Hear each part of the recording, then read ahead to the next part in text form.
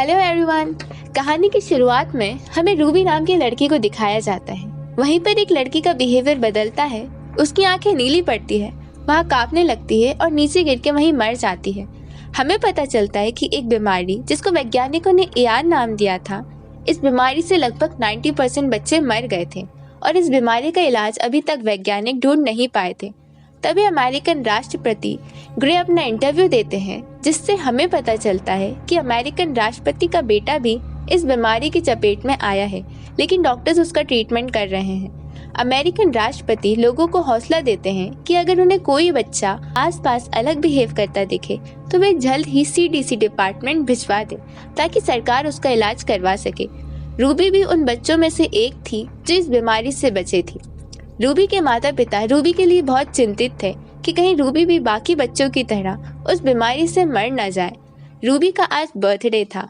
Ruby के माता पिता रूबी को की रिंग गिफ्ट करते हैं। रूबी भी अपने माता पिता से बहुत प्यार करती थी और वह ये भी जानती थी कि उसके माता पिता उसके लिए बहुत चिंता करते हैं। इसलिए रूबी रात को उनके कमरे में जाती है और अपनी माँ के बगल में लेटकर उनका हाथ पकड़ती है, लेकिन तभी उसकी आंखों का कलर ऑरेंज होता है और रूबी घबराकर उनके रूम से बाहर आ जाती है।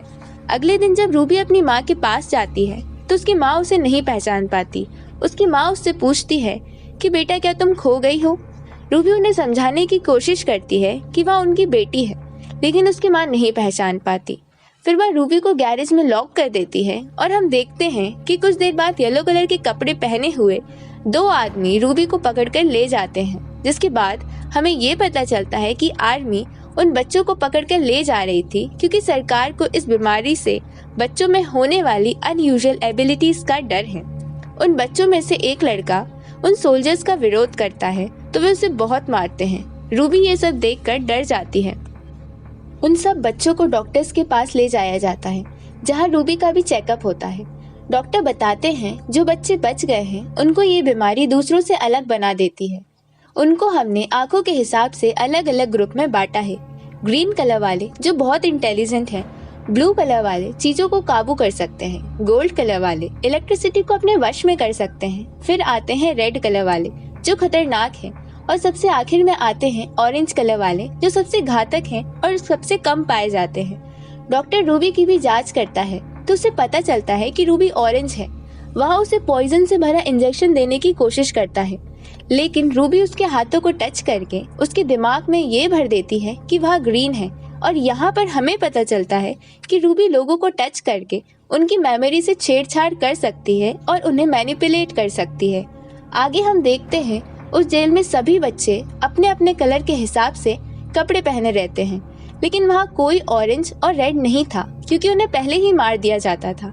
ऐसे ही 6 साल गुजर जाते हैं और रूबी भी बड़ी हो जाती है। रूबी ग्रीन कलर के कपड़े पहनकर ऐसे काम करती थी जिसमें दिमाग लगता है, लेकिन रूबी ठीक से नहीं कर पाती थी। एक गार्ड को रूबी पर शक हो जाता है। फिर उन पर सभी बच्चों के ऊपर व्हाइट नॉइज फ्रीक्वेंसी टेस्ट करते हैं, जिससे ये पता चलता है कि सभी बच्चे अपने अपने कलर में हैं या नहीं। ये फ्रीक्वेंसी टेस्ट से बच्चों को बहुत दर्द होता था और रूबी भी वहीं पर बेहोश हो जाती है। जब रूबी को होश आता है तो उसके सामने एक डॉक्टर होती है जिसका नाम कैट होता है। कैट रूबी को बताती है कि वह उसकी मदद करना चाहती है और रूबी के पास एक नोट छोड़कर चली जाती है। उस नोट में लिखा था कि कैंप में पता चल चुका है कि तुम ऑरेंज हो और वे तुम्हें मारने आने वाले हैं। अगर तुम जिंदा रहना चाहती हो तो मुझे बॉयलर में मिलो। रूबी रात को बॉयलर रूम में जाकर कैट से मिलती है और वे दोनों कैंप से बाहर जाने लगते हैं। गेट में आर्मी ऑफिसर रूबी को देख लेता है, लेकिन रूबी आर्मी ऑफिसर का हाथ टच करके माइंड बदल देती है और गेट खुलवा देती है। बाहर निकलकर रूबी घर जाने के लिए बहुत एक्साइटेड होती है। वहीं कैट रूबी को बताती है कि तुम्हारा घर जाना खतरनाक हो सकता है। फिर कैट उसे चिल्ड्रन लीग के बारे में बताती है। कैट भी उसी लीग की एक मेंबर है और वहाँ रूबी को वहीं लेकर जा रही है। यहाँ पर कैट रूबी को एक पेंडेंट देती है और कहती है, अगर हम किसी वजह से अलग हो गए तो तुम 3 सेकंड के लिए इस पेंडेंट को दबाकर मुझे बुला सकती हो। ये एक ट्रैकर है। कुछ देर बाद एक गैस स्टेशन के बाहर कैट रूबी को अपने एक दोस्त रॉब से मिलवाती है और रूबी को रॉब से टच होकर एक विजन आता है जिसमें रॉब रूबी को लीग में मार रहा था। इसलिए रूबी को कैट और रॉब से डर लगने लगता है। रूबी गैस स्टेशन के जनरल स्टोर के अंदर कपड़े बदलने चली जाती है। स्टोर के अंदर रूबी को एक छोटी लड़की दिखाई देती है। वह छोटी लड़की रूबी को दुश्मन समझकर इलेक्ट्रिसिटी पावर दिखाती है क्योंकि वह लड़की गोल्ड थी। इसके बाद रूबी उस छोटी लड़की के पीछे पीछे भागते हुए एक मिनी वैन तक पहुंच जाती है और उससे रिक्वेस्ट करती है कि उसे भी अंदर आने दे। इसके बाद वह छोटी लड़की रूबी को वैन में छुपा देती है। तभी वैन में दो लड़के बैठते हैं, जिसमें एक लड़के का नाम लाइम था और दूसरे लड़के का नाम चब्स था। साथ ही उस लड़की का नाम जू था। कैट और रॉब को वैन के पीछे आता देख लाइम वैन को भगाने लगता है। रास्ते में चब्स जू को पूछता है कि गैस स्टेशन में क्या हुआ था। तभी रूबी अपने आप को डिस्क्लोज कर देती है कि वो एक ग्रीन है और उससे डरने की जरूरत नहीं है। तभी जू लाइम को इशारा करके बताती है कि आगे लेडी जेन की कार आ रही है। लेडी जेन कैंप की एक जासूस है जो भागे हुए बच्चों को पकड़कर कैंप वापस ले जाती है। वैन के आगे लेडी जेन की कार आ रही थी और वैन के पीछे से कैट और रॉब अपनी गाड़ी से वैन को पकड़ने की कोशिश कर रहे थे। लाइम रूबी को वैन चलाने के लिए बोलता है और अपनी सुपर पावर से स्टॉर्म लेकर आता है क्योंकि लाइम एक ब्लू था। इस तरह वे लेडी जेन और कैट और रॉब से बच निकलते हैं। फिर जब लाइम एक सेफ जगह पर रुकता है तो रूबी उन्हें छोड़कर जाने लगती है। तभी लाइम उसे रोक लेता है और रूबी को उनके साथ ईस्ट रिवर जाने को बोलता है।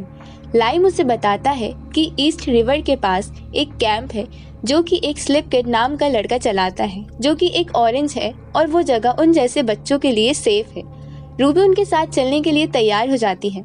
रास्ते में रूबी लाइम को कहती है शायद उसने कैट और रॉब के साथ ना जाकर कोई गलती कर दी है, लेकिन लाइम रूबी को कहता है कि कैट बुरी है और वे एक आर्मी बनाकर हमारा इस्तेमाल गवर्नमेंट से लड़ने के लिए करना चाहती है। फिर वे चारों एक होटल में रुकते हैं। सोते समय जू का हाथ रूबी से टच करता है, जिससे रूबी को एक विजन आता है जिसमें लाइम बच्चों की गवर्नमेंट कैंप से भागने में मदद करता है और जू की मदद भी लाइम ने की थी। अगले दिन ये चारों एक मॉल में जाते हैं। तभी वहाँ कैंप से भागे हुए कुछ बच्चे इन पे हमला कर देते हैं। लाइम और जू जब उन पर वापस अटैक करते हैं तो वो रुक जाते हैं और बताते हैं कि वो भी ईस्ट रिवर जा रहे हैं और ये लोग ईस्ट रिवर का एक क्लू देते हैं जिसे चब अपनी इंटेलिजेंस से सॉल्व कर लेता है क्योंकि वो ग्रीन था। लाइम रूबी को ईस्ट रिवर ले जाने के बजाय उसके घर ले जाता है और वे चारों रूबी घर की ओर चल पड़ते हैं, जबकि बाकी सब ईस्ट रिवर की तरफ जाने लगते हैं। घर जाने पर रूबी बाहर से अपनी माँ को देखती है। अंदर जाने से पहले वो रुक जाती है। आने पर उसे लगता है कि उसके पेरेंट्स फिर से उसे पहचानने से इनकार कर देंगे। ये सोचकर रूबी रोते हुए वापस आ जाती है। लाइम रूबी को कहता है कि तुम मुझ पर भरोसा रखो, मैं तुम्हें छोड़कर कहीं नहीं जाऊंगा। रूबी और लाइम जैसे ही वैन के पास पहुंचते हैं तभी लेडी जेन लाइम को मारने लगती है। चब्स और जू को भी वैन के पास बांध के बैठा रखा होता है। तभी रूबी लेडी जेन को टच करके अपनी सुपर पावर से लेडी जेन के माइंड पर कंट्रोल करती है और लेडी जेन को जंगल में जाने के लिए बोलती है और कभी ना रुकने के लिए भी कहती है। रूबी के ऐसा करने से चब्स, जू और लाइम को पता चल जाता है कि रूबी ग्रीन नहीं बल्कि ऑरेंज है। उधर रूबी अपनी पावर के इस्तेमाल से बेहोश हो जाती है। होश आने पर रूबी लाइम, चब्स और जू को छोड़कर जाने लगती है कि वे उसके ऑरेंज होने से डरेंगे, लेकिन ऐसा नहीं होता। इसके बाद वे अपनी वैन को जंगल में छोड़कर ईस्ट रिवर पहुंच जाते हैं। ईस्ट रिवर में इन्हें स्लिप किड के पास ले जाया जाता है। स्लिप किड कोई और नहीं बल्कि राष्ट्रपति का बेटा क्लेंसी ग्रे था। असलियत में क्लेंसी ठीक नहीं हुआ था और उसने सबसे झूठ बोला था। क्लेंसी और स्लिप किड उन चारों का कैंप में आने का स्वागत करते हैं। अगले दिन स्लिप किड रूबी को बताता है कि वो भी एक ऑरेंज है और वो रूबी को ऑरेंज पावर यूज करना सिखाएगा। क्लेंसी रूबी का हाथ पकड़कर रूबी का हाथ देखता है, जिससे उसे ये पता चलता है कि रूबी ने अपने पेरेंट्स की मेमोरी को इरेज किया था ताकि रूबी के जाने के बाद उसके पेरेंट्स को दुख ना हो।